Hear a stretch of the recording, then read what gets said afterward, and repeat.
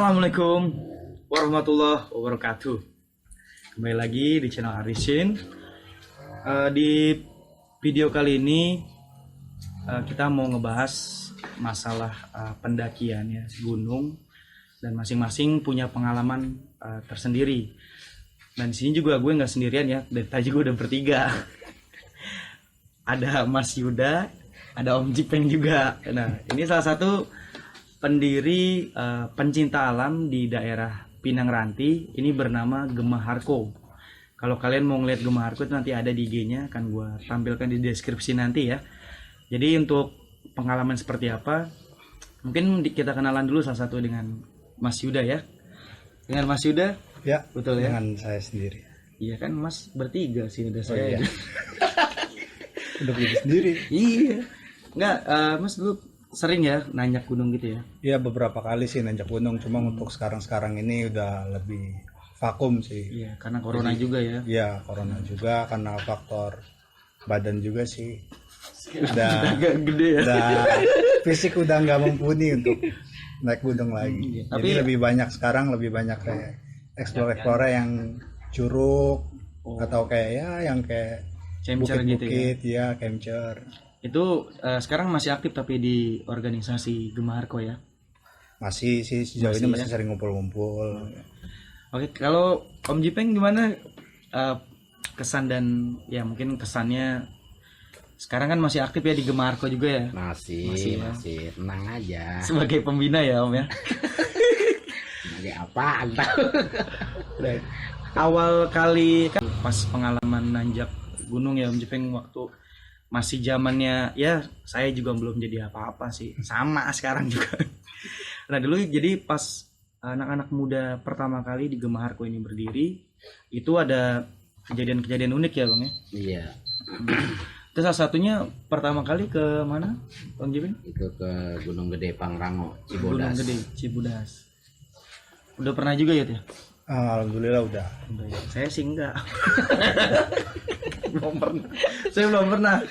Nah, katanya sih di mana di Gunung Gede itu ya, itu pengalaman apa sih Bang yang pernah terjadi kejadian di sana sehingga ya mungkin ya banyak yang menyimpulkan di daerah sana tuh agak sedikit aneh atau mencekam gitu ya Bang.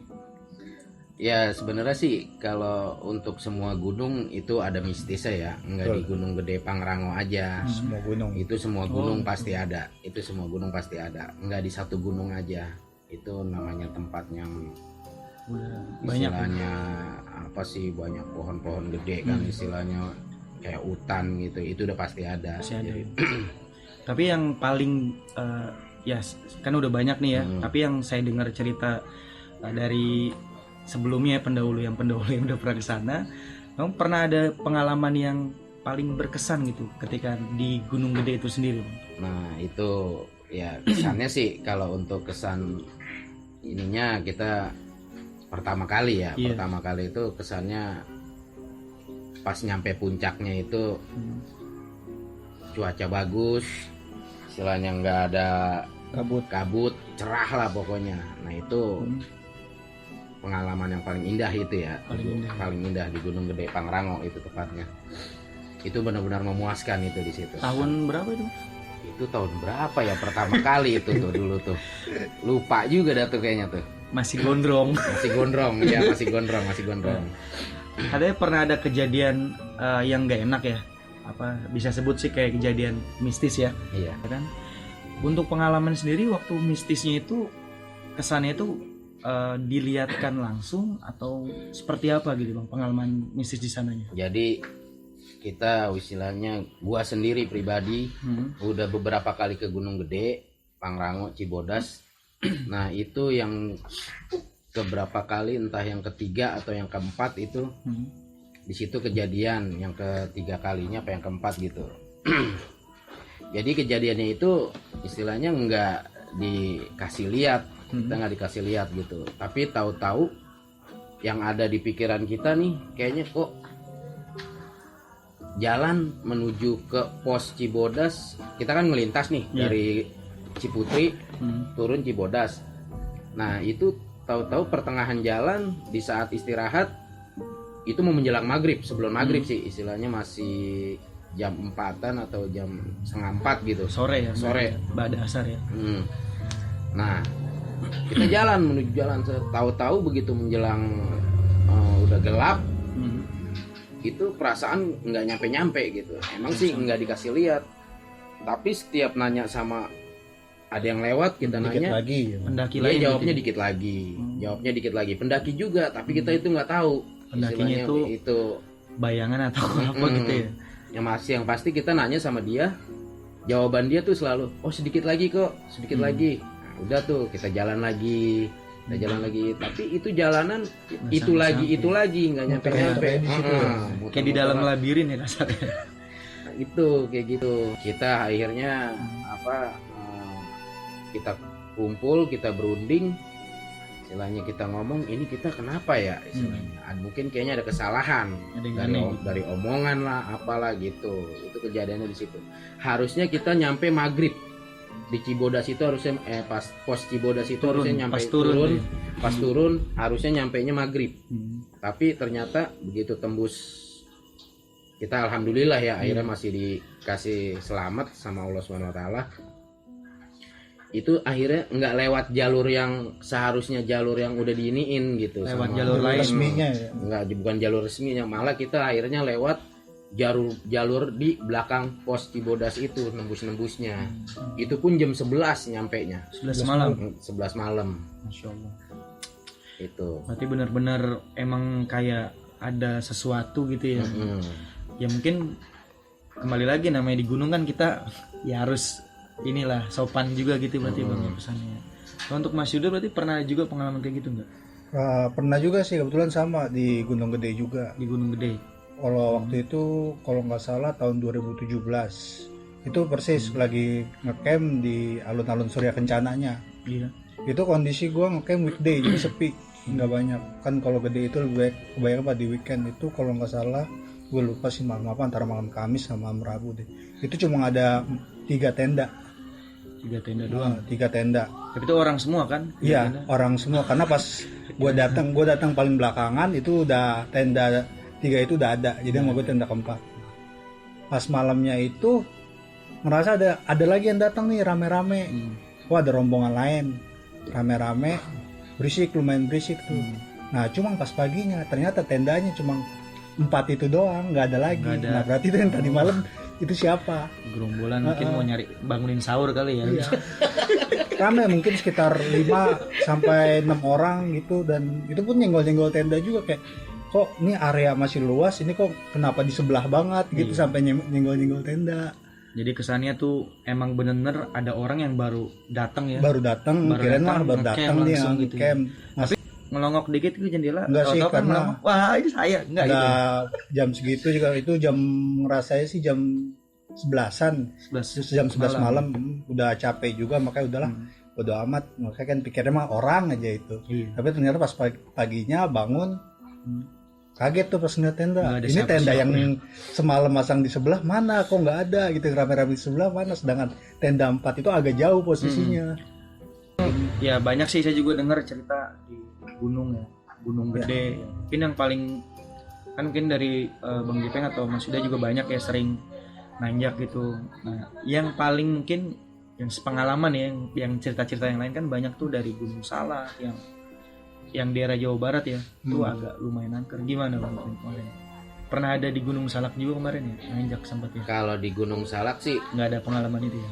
nggak ada pengalaman gitu, cuman pas begitu nyampe puncak tenda jadi langsung guprak, tepar, drop, meriang langsung sampai pagi.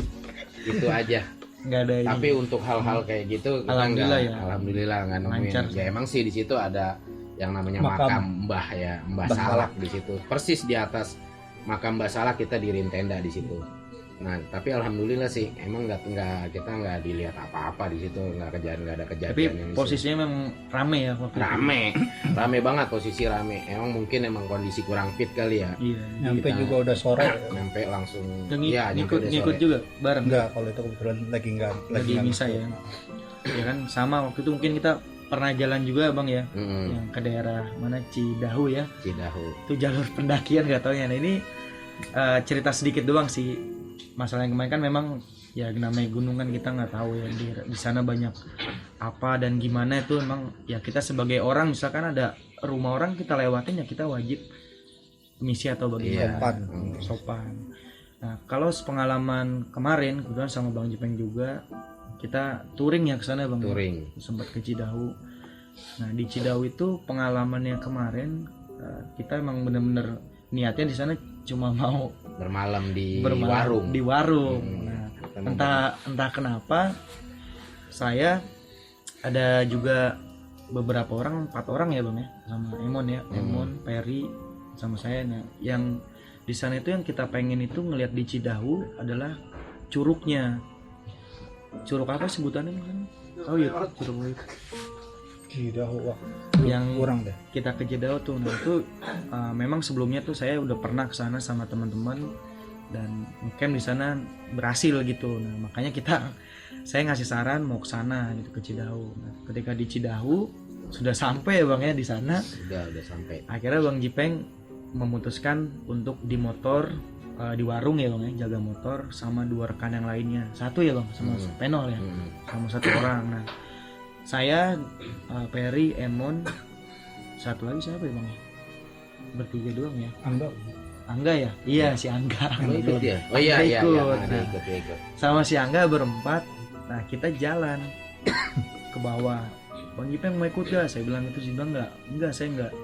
Gue di sini aja jaga motor. Emang kebetulan fisik udah benar-benar capek ya Bang ya. Kita berangkat pagi ya kan waktu itu. Siang ya Bang ya berangkat. Sampai di Cidahu langsung kita bebenah karena pengen mandi di bawah curug. Nah entah kenapa itu bawaan itu sampai di Cidahu itu perasaan tuh emang nggak gua banget gitu maksudnya. Jadi nggak gua banget tuh maksudnya biasanya gua ngomong begitu tapi kita fun aja gitu. Yang gua rasa sih emang deg-degan juga. Nah akhirnya sampai perjalanan ke curug itu di Cidahu tuh gua kira kayak curug-curug Cilember ya awalnya Bang, tahu begitu. Curug Cilember kan naik sampai. Nah, kalau di curug yang di Cidahu itu kita turun dulu ke bukit. Iya, trekking, nyebrangin sungai kecil, kali kecil lah. Bersih. Emang sepengalaman pemandangan di sana tuh luar biasa emang, subhanallah, enak dilihatnya. Nah, pas nyampe di tengah-tengah, udah mau nyampe ke curug itu, ada warung ya, beberapa warung. Tapi warungnya ini kalau gue bilang ya aneh. Itu warung pop mie numpuk, pop mie aqua numpuk, tapi yang jaga nggak ada. Nah itu gue pertama udah mulai insting pribadi. Iya perasaan udah gak enak. Ini kenapa kok begini ya kan? Ya udah masih positive thinking karena Peri sama si Angga ini bawaannya mau nyebur aja kan. Karena pikirnya kan udah capek dari Jakarta kita naik motor touring. Sampailah tuh di curugnya. Nah, pas di curug perasaan saya sendiri nih ngelihat si Peri udah mau buka baju, mau nyemplung loh, mau nyebur ke dalam curug. Tapi saya ngelihat tuh pas saya injek batu gede, saya ketok nih, saya deg-degan. Kalau kosong, saya bilang kok nggak ada pintunya.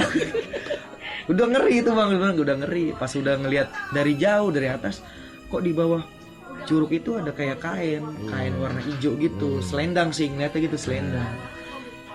Akhirnya mutusin karena waktu hari memang udah mulai larut ya, udah mulai sore ya Bang. Iya, udah sore.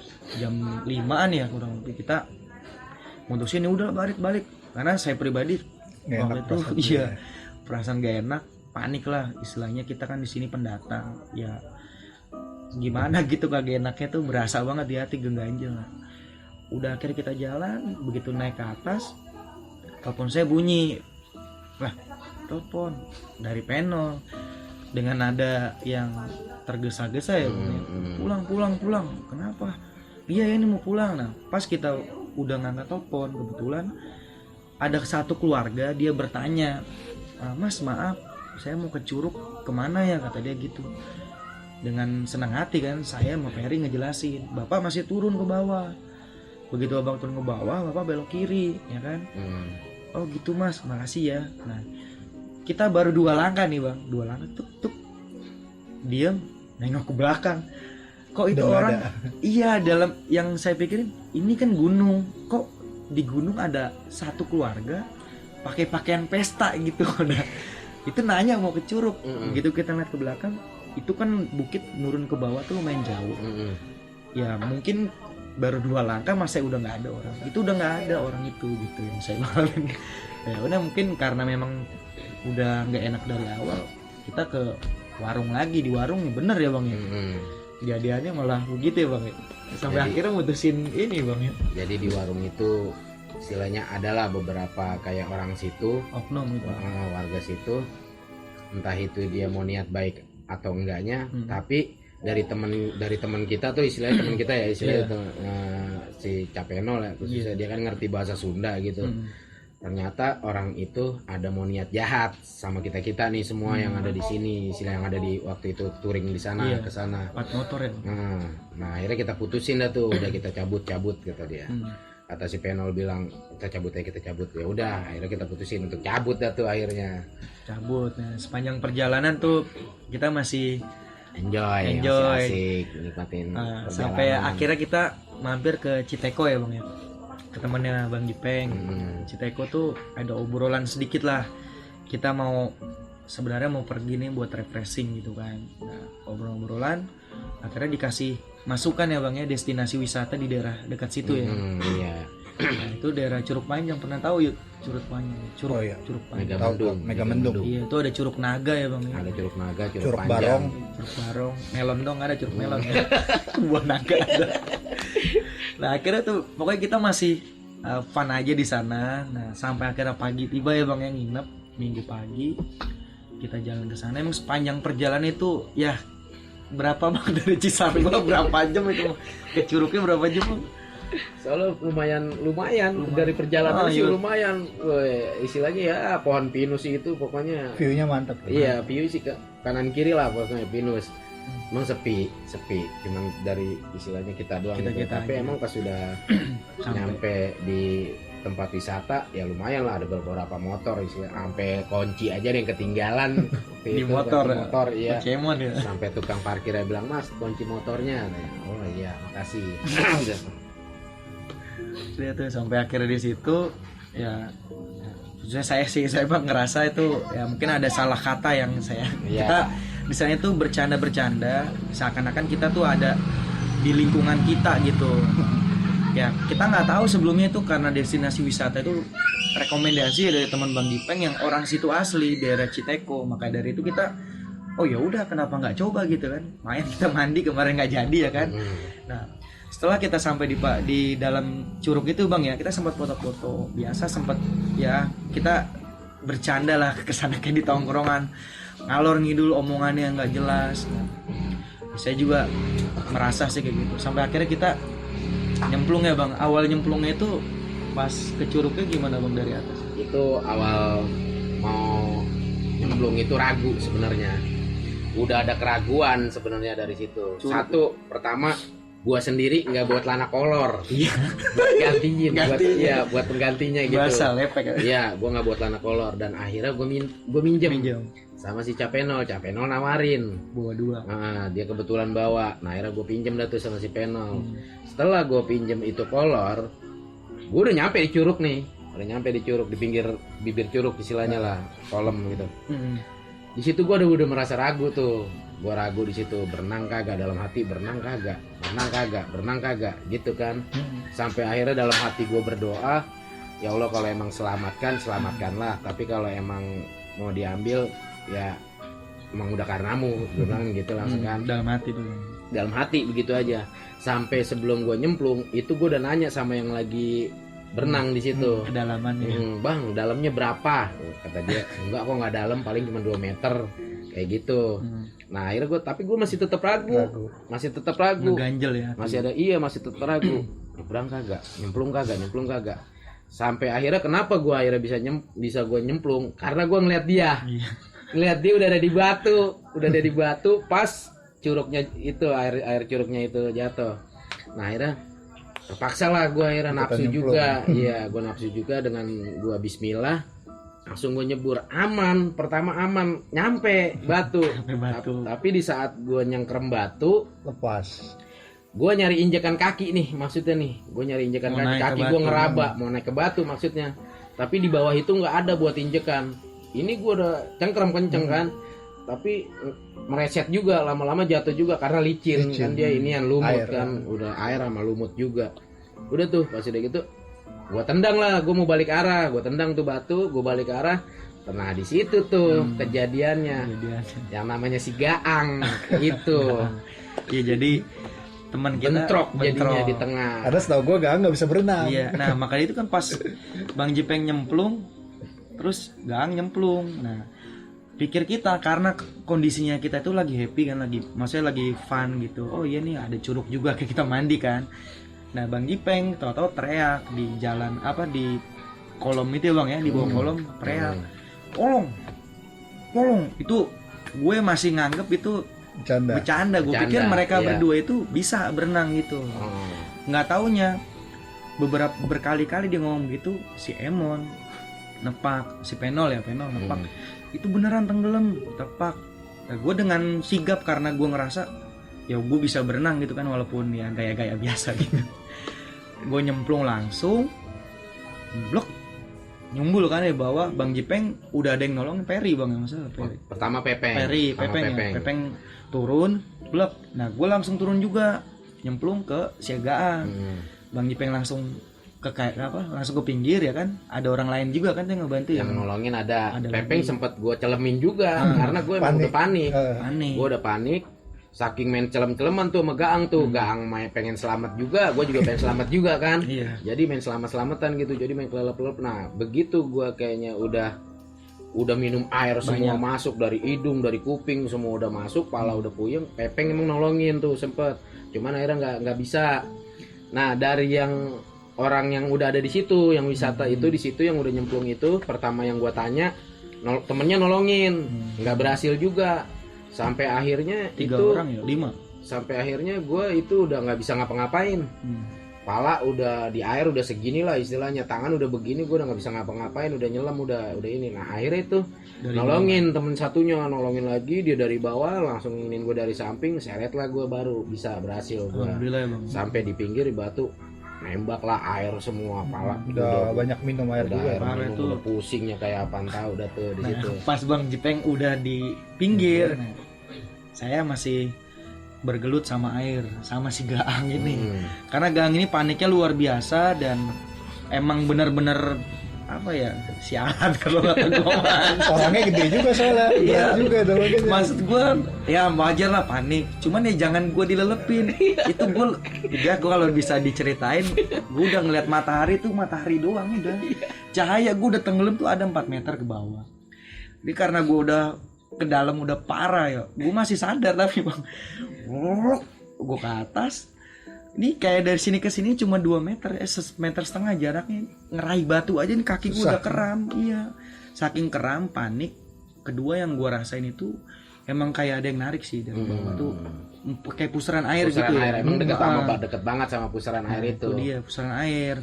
Ya udah akhirnya gue, untungnya ada orang yang nyelamatin tuh, dia ngulurin kaki. Akhirnya ngulurin kaki, udah Bang Jipeng gue lihat emang udah lagi begini ya, udah nggak kuat sama di sekali. Batu gue udah tepar dah istilahnya, udah nggak bangun itu gue udah, waduh parah banget, kaki gue udah pegel ngerasain. Udah pas gue di batu ngelihat, wah Gaang udah geletak ya Bang ya, udah di air ya, udah ngambang dia, udah ngambang. Itu yang gue pikirin gue tuh, ini orang meninggal selamat apa enggak nih? Iya meninggal. Ya Allah sian banget. Ada orang lagi nyemplung ya Bang ya, tolongin ya tuh, tepar ya bawah, muntah air ya soalnya Bang Jipeng. Mau berak tahu Cia. Bawahnya langsung mules tuh, bajingan. Mules sudah. Itu gak. Nah pas udah akhirnya kita kan ganti, sempet tiduran tuh pada di warung lagi. Kita ke warung. Sebelum di warung kita naik dulu di atas Bang, ganti baju yang kan. batu. Iya batu. Tempat kita di sebelum itu ngumpul di batu kita. Iya, nah yang gua lihat dari atas pas di bawah curug, selendang hijau lagi. Nah itu yang gua baru kepikiran, ini selendang hijau waktu itu kayaknya pernah gue lihat di mana. Oh iya, baru ingat sehari sebelumnya yang di Cidahu. Itu selendang hijau, benar-benar hijau. Nah makanya hijaunya hijau kayak hijau Valentino Rossi nomor yang 46 itu kan terang benderang. Kalau lumut nggak mungkin kelihatan dari atas. Sebagaimanapun lumut itu hijau, selendang bentuknya tetap selendang. Karena pas di warung gimana tuh Bang pas? Ya gua di warung sih gue udah nggak bisa ngapa-ngapain kan gue. Lemes tuh. Cuman gue minum obat Paramek di situ, kalau nggak salah Paramek apa atau Bodrek di situ, karena kepala gue udah nggak bisa udah gue udah benar-benar nggak, orang naik ke warung aja juga kan gue diiniin sama anak-anak, gue diiniin Dipapak naik ke atas. Nah gue pas begitu nyampe di warung bangku udah gue rebahan, gue minum obat udah gue rebahan. Nah ini pada nih yang ngobrol sama orang warung. Ini yang ngobrol sama orang warung nih, anak-anak si Adul semua pada ngobrol, nanyain, gue cuman bisa denger doang, nanyain tentang kedalaman, terus sama udah pernah ada belum di sini kejadian yang istilahnya sampai makan korban gitu. Nah udah pas gitu gue denger nih, entah ibu-ibu apa bawa apa sih, kayaknya ibu-ibu ya warungnya waktu itu ya. Itu juga pas kita tanya, pertama emang dia nggak mau nyebutin, karena mungkin ya saya nyadarin itu karena mungkin dia takut sepi ya, juga. khawatirnya Banyak nanti yang takut. warungnya sepi dan destinasi wisata itu bakalan tutup lama-lama. Ya udah akhirnya ada lagi ibu yang satunya yang nyeritain gitu. Mungkin yang satunya nggak bisa bahasa Indonesia kali, bahasa Jakarta karena kentalnya di Sunda. Pas dari situ si Emon kan yang nanya tuh, kenapa Bu? Nah nggak tahu nyusut baru kejadian sekitar berapa, sebulan apa 2 minggu, sebulan lalu ya. Dia cerita sebulan lalu itu ada anak situ asli yang tinggal di kampung itu ngalamin kejadian yang pernah kita alamin ya, yang barusan dialamin. Nah mungkin apesnya anak itu nggak kayak kita gitu, masih alhamdulillah masih berikan selamat, kasih panjang umur istilahnya. Itu juga nongolnya karena apa Bang, anaknya itu ada ceritanya itu pun udah berapa hari kemudian baru nongol. Baru nongol. Itu yang gue dengar cerita, soal yang dengar cerita dari pertanyaan si Emon itu, ibu-ibu itu yang jawab, karena gue udah nggak bisa ngapa-ngapain, gue cuma bisa dengar doang. Itu dia tuh pas dia ngomong kayak begitu, ya udah itu gimana, Emon sempet nanya itu karena apa nimbulnya tuh diapain. Nah nimbulnya dipakai ayam ya, ayam putih sama ayam cemani dilemparin ke situ, tahu-tahu dia nongol sendiri tuh mayatnya. Nah selang beberapa hari marinir ke situ ngukur kedalaman itu curug. Nah ternyata curug yang diselamin sama kita itu, yang kemarin kita waktu itu ke sana, itu nggak taunya kedalamannya nggak ada 2 meter Bang. Iya, sampai nggak ada dasar, sampai pohon bambu ya? Sampai dia bilang katanya satu pohon bambu aja, batang pohon bambu kelelep itu masih belum nyentuh. Nah di situ aja gue pas udah gitu gue dengar udah langsung kaget. Astagfirullahaladzim. Gue di situ masih ada rasa syukur, alhamdulillah gue masih dikasih selamat, panjang umur sampai sekarang gitu. Cuman itu untuk pengalaman aja deh jadinya. Jadi pengalaman. Karena memang awalnya ya kita kembali lagi ya Bang ya, dimanapun itu tempat kita ada ya, sama seperti kata peribahasa, di mana langit apa sih gitu, di mana bumi dipijak, di mana bumi dipijak, di situ kita jualan kan.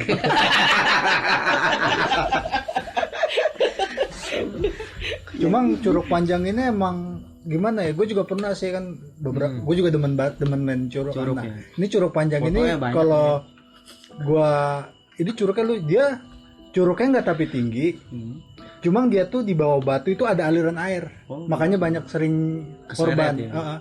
Jadi di bawah itu dia, makanya sekarang itu kebanyakan tuh curug-curug itu kayak dibatesin, nggak boleh terlalu di bawah aliran karena di situ tuh ada lobang. Ada arus juga. Sekarang dibatesin jadinya pakai tali tambang biasanya, atau tali webbing lah atau apa gitu. Curug Panjang di curug-curug di bawah kaki Gunung Salak juga, kayak Curug Seribu itu, Curug Hordeng, semua dikasih pembatas. Jadi kayak kita tuh nggak boleh terlalu di bawah air terjunnya banget, soalnya itu biasanya ada lubang, ada aliran air yang biasanya banyak kejadian meninggal itu ya karena itu ke bawah arus itu, kesedot ke situ. Ya kita juga kan nggak pernah tahu di situ, namanya di alam ya, kita nggak pernah tahu gimana ada penunggunya atau enggak ya, walau alam lah ya. Iya, karena memang ya niatnya kita kan sebagai manusia normal ya kan, boring dikit ya kita refreshing gitu kan ya. Itu aja yang mungkin pengalaman dari kita ya, cerita-cerita sedikit sih, semoga bermanfaat ya. Bisa mungkin diambil hikmahnya. Mungkin masing-masing ya pesan dan kesan, coba dari Mas Yuda dulu. Pengalaman sudah beberapa kali ya naik gunung, mungkin ada bertahun-tahun ya naik gunung ke destinasi wisata, itu apa yang pengen disampaikan mungkin untuk kita orang lah misalnya. Kalau Saran, pesan pesan. dari gue sih dimanapun kita berada ya, entah itu di alam di mana, yang pasti kita harus sopan. Setiap kita berkunjung kemanapun, kita kan tamu. Kamu. Nomor satu tuh jaga kebersihan, jangan buang sampah sembarangan, jaga tutur kata. Betul. Intinya sih itu sih, kalau kita sopan dimanapun kita bertamu, kalau kita sopan juga tuan Disediain. rumahnya insya Allah segan. Tapi lu Cuma kalau tuan rumahnya nyediain lu air gimana? Minum. Tengah gunung kalau masalahnya. Iseng juga gua. Iya, kalau menurut gue sih gitu. Kalau dari kitanya yang kayak nggak ada yang macem-macem gitu, kitanya sopan, kitanya jaga kebersihan, insya Allah sih gak bakal ada macem-macem. Ya, itu dia. Coba kalau dari Bang Jipeng pesan dan kesan dan mungkin pesan moral yang ya kebanyakan sekarang kita tahulah berita di media sosial ya, kejelekan ya orang oknum lah kalau kita bilang ya. Gimana Bang? Kalau dari gua sih istilahnya nggak jauh beda dari yang Yuda sampein barusan. Istilahnya kita harus sopan, kita harus istilahnya apa ya, jangan buang sampah sembarangan di mana kita berada. Khususnya kalau yang kita suka jalan gitu, yang suka camping, yang suka ke curug, pokoknya yang suka traveling lah istilahnya, kita harus sopan. Yang terutama kita berdoa kita itu yang utama, itu berdoa sama Allah istilahnya, masing-masing istilahnya yang punya agamanya masing-masing itu istilahnya dengan keyakinan kepercayaannya sendiri, kita harus berdoa, itu yang terutama. Mau berangkat dari rumah Perjalanan. walaupun udah nyampe sana juga kita harus Berdoa. istilahnya ya sopan, berdoa istilahnya, itu yang utama sih. Jangan sekali-kali ngomong yang enggak kalau Kabur. udah di daerah istilahnya Bukan ngeri juga, ngeri. Jadi ngomongnya ya yang sopan lah, jangan ngomong sembarangan yang jelek-jelek, jangan. atau ada tukang Jangan. bakso di gunung. Ngeri juga kita. Jangan sok-sokan pokoknya, Iya. jangan sok-sok hebat, Tetap jangan sok hebat. tawadu. jangan tawadu, pokoknya tetap dah. Pokoknya rendah hati aja udah. Kalau di segitu mah dah. Kayaknya itu dari gua. Yang utama adalah berdoa ya, minta sama Berdoa. Allah itu untuk keselamatan kita. Betul. Ya, itu pesan dan kesan yang mungkin kita dapatkan dari senior saya ya. Itu dia. Semoga di video ini bisa, ya nggak bisa apa-apa sih ya. Ya, kembali lagi nanti ada part 2-nya ya. Oke, itu aja. Terima kasih. Wassalamualaikum warahmatullahi wabarakatuh.